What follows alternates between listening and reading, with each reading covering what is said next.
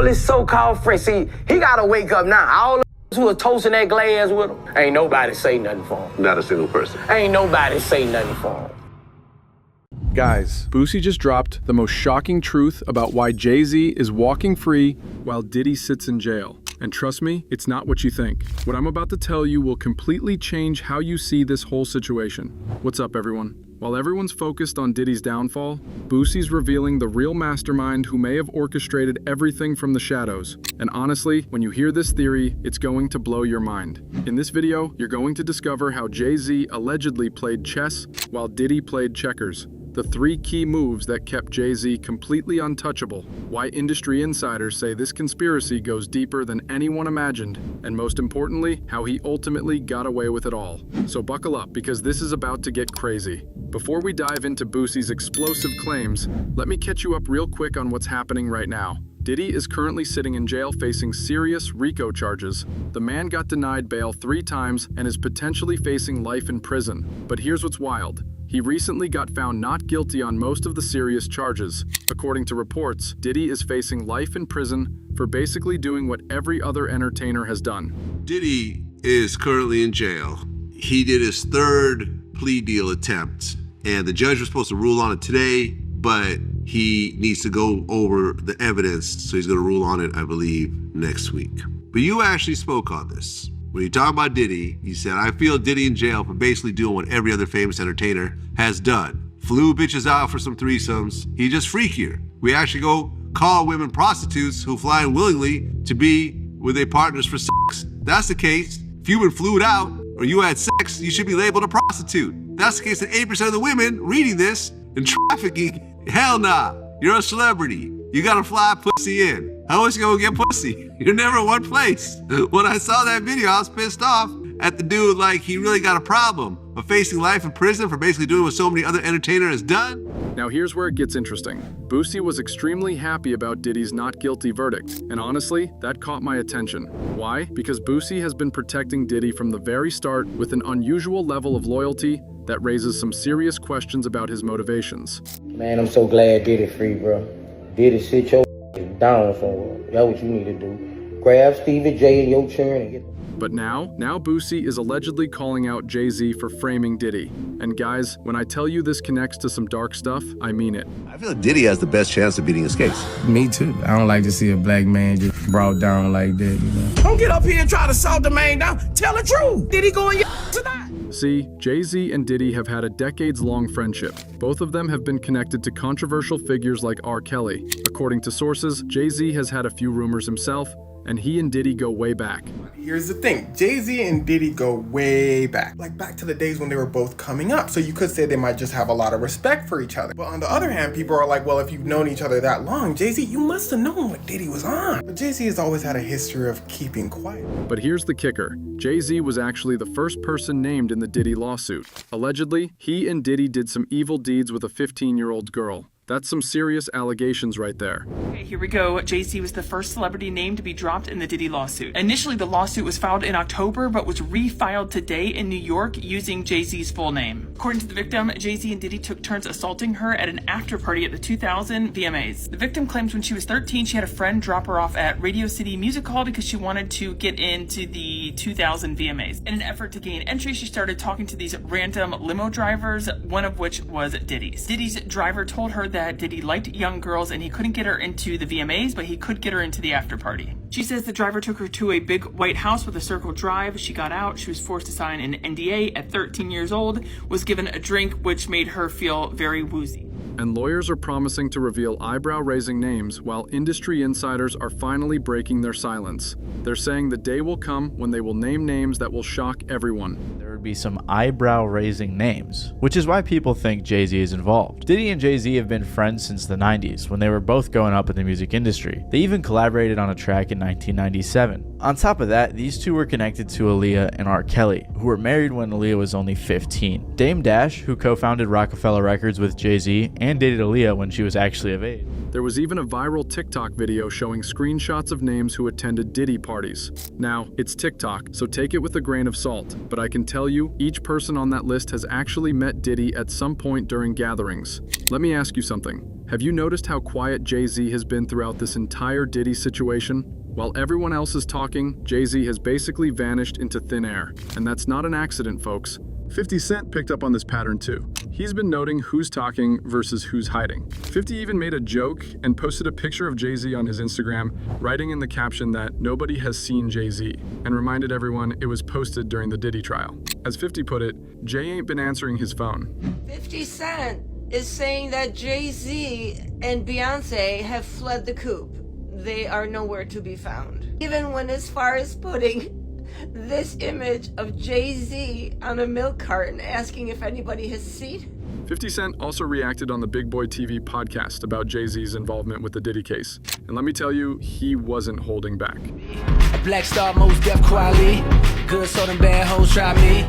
But here's what's really scary about this pattern of silence. Most celebrities are staying quiet during Diddy's crisis, and there's a reason for that. According to industry insiders, a lot of the celebrity culture that you don't hear saying anything is because they participated. But I also didn't go to those parties. Yeah. So a lot of the celebrity culture that you don't hear saying anything is because they participate. Think about it logically. If you're innocent, wouldn't you speak up? Wouldn't you defend yourself? But if you're guilty, you stay as quiet as possible and hope the storm passes. Jay-Z's calculated silence isn't just protective, it's strategic. While Diddy had a more public persona that made him an easy target, Jay-Z has mastered the art of staying in the shadows. Now this is where Boosie's theory gets really wild, and honestly, it's starting to make sense when you look at the timeline. According to Boosie, Cassie was jealous that Young Miami was getting the money and all of Diddy's attention. Cassie was supposedly jealous that she messed up by dumping Diddy, and she came back for the money when she had no other options left. DJ Vlad and Boosie agreed on something important. Lawyers like Tony Busby try to extort money from people like Diddy. They claim there were over 100 people hurt by Diddy, but when it came to court, they couldn't present even one case.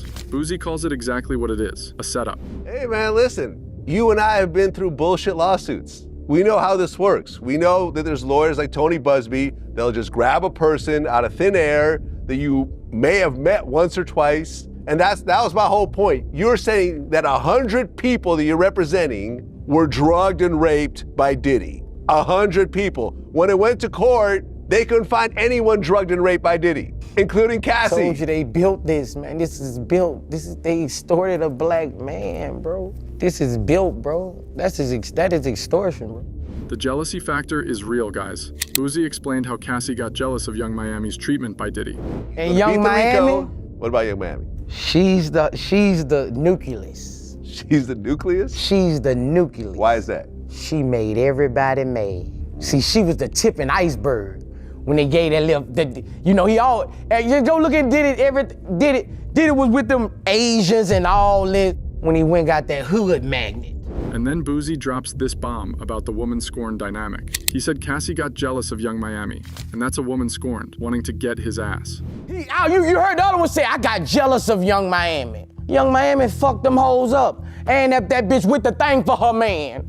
Got the thing for her man. That's a woman scorned? You can't see, that's scorn, that bitch. I just met her and you done gave her all this. I've been down 9-10 years. That's a woman scorn. My Young Miami fine ass up there. On show. Got her shit together. Make better music than you. Winning awards. Winning awards. That she didn't deserve. At the award show. My man. Cassie never got a show. No. A woman scorned. I believe it. And you know what the man said? Damn, baby, he got her a show. He couldn't even get you a coffee shop. But here's the part that'll make your jaw drop. The timing of all this was strategic. When Diddy was at his lowest point, Cassie and her husband were struggling financially.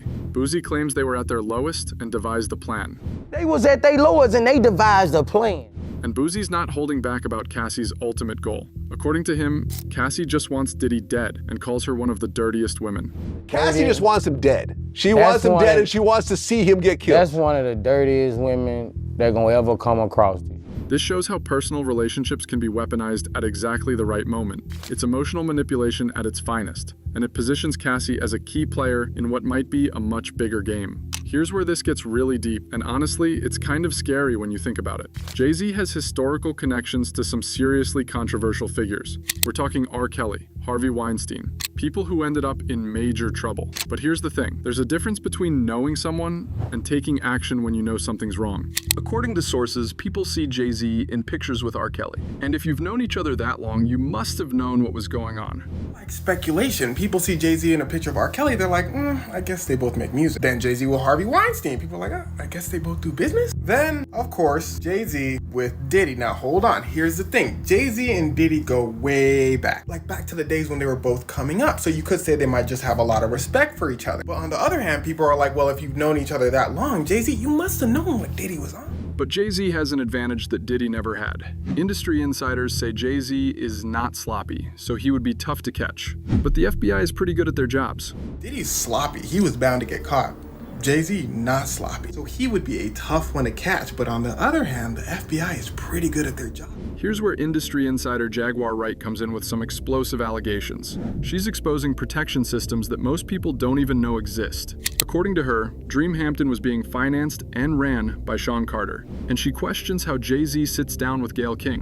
Why is nobody understanding that Dream Hampton was being financed and ran by Sean Carter? They were able to go and get all of these witnesses because he was there with Robert Kelly.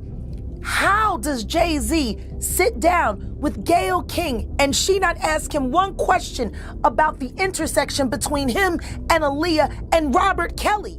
This exposes how the system works, folks. Certain figures get systematic protection while others become scapegoats. It reveals the real power dynamics in the industry that most of us never see. This is Boosie's most explosive theory about Jay-Z's ultimate strategy. And when you hear this, everything else starts to make sense. Boosie believes Jay-Z used resources to redirect attention and control the narrative. According to him, this was all built up as extortion against a black man. Including Cassie. I told you they built this, man. This is built. They extorted a black man, bro. This is built, bro. That is extortion, bro. Look, I called it. If you watch the interview I did right before the trial. Black, it's extortion. But the strategic distancing is what really gets me. The timing of Jay-Z's moves, his hibernation strategy, staying completely out of the public eye. Even 50 Cent posted on his Instagram that Jay-Z is keeping silent to save himself. He said Jay is in hibernation and ain't coming outside till this situation with Puff blows over. And here's what really connects everything together. Cat Williams called this out as a prediction that soon all lies would be exposed. He said all these big deviants, it's up for all of them, and all lies will be exposed. It's all catching hell in 2024. It's up for all of them. It don't matter if you Diddy or whoever you is, TG Jakes, any of them. All lies will be exposed. That's all. Boosie's theory details specific tactics Jay-Z allegedly used to escape while Diddy took the fall. It's like watching a master chess player sacrifice a piece to protect the king. So there you have it, Boosie's explosive theory about how Jay-Z allegedly outsmarted Diddy and got away with it all. From the strategic silence tactic to the Cassie connection, from the industry protection racket to the master chess move,